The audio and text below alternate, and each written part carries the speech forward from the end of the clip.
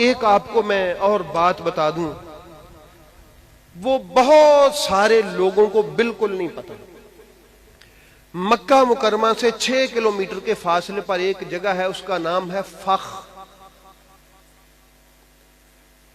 169 ہجری میں امام حسن کے بیٹے حسن مثنی کے بیٹے، حسن مثلث کے بیٹے، علی کے بیٹے حسین، یعنی ہے مولا حسن علیہ السلام کی اولاد سے، نام ان کا حسین بن علی ہے۔ حسین بن علی بن حسن مثلث بن حسن مثنی بن امام حسن۔ کتنے نسلوں بعد؟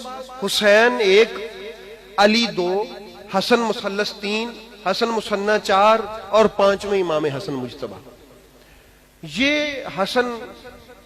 حسین بن علی 169 ہجری میں 300 لوگوں کے ساتھ مدینہ طیبہ سے حج کے ارادے کے لیے شاہ صاحب نکلے۔ مولا حسن کی اولاد ہے، حضرت امام تقی الجواد، کتنا بڑا نام ہے، سارے اہل بیت سخی ہیں۔ یہ سونا سید کیسا سخی تھا کہ نام کے ساتھ ہی جواد لگتا ہے۔ میں نے ان کا دسترخوان دیکھا، 6 کلومیٹر لمبا دسترخوان لگا ہوا، ہاں جی، حضرت امام تقی الجواد کا ایک سڑک پہ اور دوسری سڑک پہ پتہ نہیں کتنے کلومیٹر کا، اسی طرح۔ اور یہ جو دیکھتے ہیں آپ نجف سے کربلا تک، میرے مولا علی کا دسترخوان، حسین پاک کا دسترخوان، 90 کلومیٹر کا دسترخوان۔ ساری کائنات کا رخ ہو گیا ہے کربلا معلیٰ کی طرف، ساری کائنات کا۔ اس وقت میرے مولا حسین دیکھنے میں تنہا تھے، آج کروڑوں ہیں مولا حسن حسین پاک کی بارگاہ، کروڑوں ہیں، لاکھوں نہیں۔ سمجھ نہیں آتی کتنے ہیں، کھانے کی پریشانی نہیں، پینے کی پریشانی نہیں، تھکاوٹ کی پریشانی نہیں۔ اس قدر اللہ نے جذبہ دیا ہے خدمت گزاروں کو وہاں پر۔ تو احباب گرامی قدر، وہ تو مولا حسین ہے، ادھر مولا حسن، ان کی اولاد 300 لوگ نکلے۔ جب مقام فخ پہ پہنچے جو 6 کلومیٹر ہے مکہ کا، تو وہاں وہ جو ہادی تھا عباسی خلیفہ، اس نے محمد بن سلیمان کو کہا کہ ان کو قتل کرو۔ وجہ کیا تھی؟ علی کی اولاد ہے، حسن کے بیٹے، وجہ کیا تھی؟ صرف یہ وجہ تھی۔ نکلے کس لیے گھر سے؟ حج کے لیے۔ اولاد کس کی ہے؟ مولا حسن مجتبی کی۔ 300 لوگ ہیں، بہت سارے اہل بیت، بیبیاں اور پھر ساتھی معتقدین اہل مودت ساتھ ہیں، 300 لوگ ہیں۔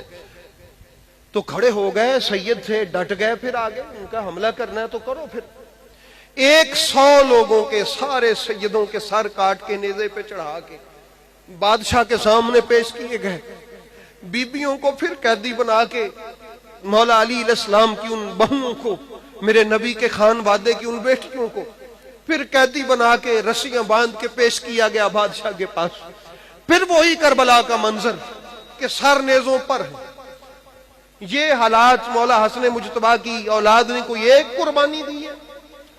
کسی ایک جگہ پر علی کی اولاد، حضرت ابو طالب کی اولاد ذبح ہوئی ہے؟ یہ دکھ ہے ہمیں، یہ دکھ ہمارے سینے میں ہے کہ رسول پاک کا کلمہ پڑھنے والوں کیا قصور تھا ان فخ والے شہداء کا؟ یہ قصور تھا کہ یہ حسن کی اولاد ہے، یہ قصور تھا یہ علی کے پوتے ہیں، یہ قصور تھا یہ ابو طالب کی اولاد ہے، یہ محمد مصطفیٰ کے گھرانے والے ہیں۔ اس قصور میں قتل کر دیا گیا۔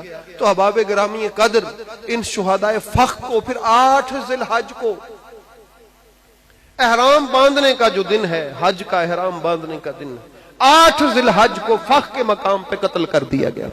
300 لوگ تھے، 100 لوگوں کے سر نیزے پہ چڑھائے، قیدی کیا سارے سادات کو، حسنی سادات تھے جتنے بھی تھے۔ تو احباب گرامی قدر، اتنا ظلم کبھی کسی پر نہیں ہوا جتنا ظلم رسول پاک کی اولاد پہ ہوا ہے۔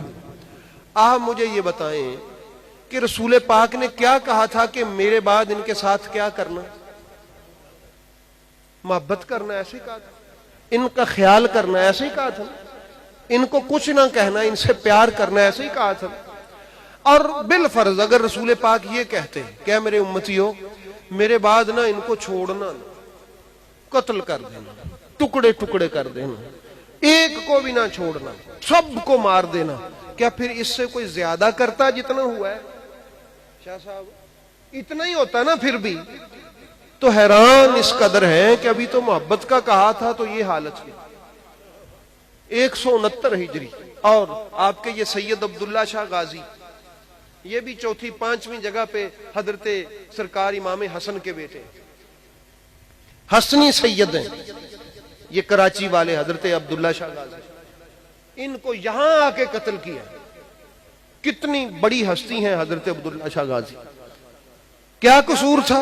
सैयद हैं, हसन के बेटे हैं, हुसैन के बेटे हैं, अली के पोते हैं, अबू तालिब की नस्ल से हैं। तो ये अहबाब गिरामी, मुझे आप बताइए क्या दुख बनता है कि नहीं? इंसाफ से मुझे बताइए आप, रसूल के बेटों का दुख है कि नहीं है?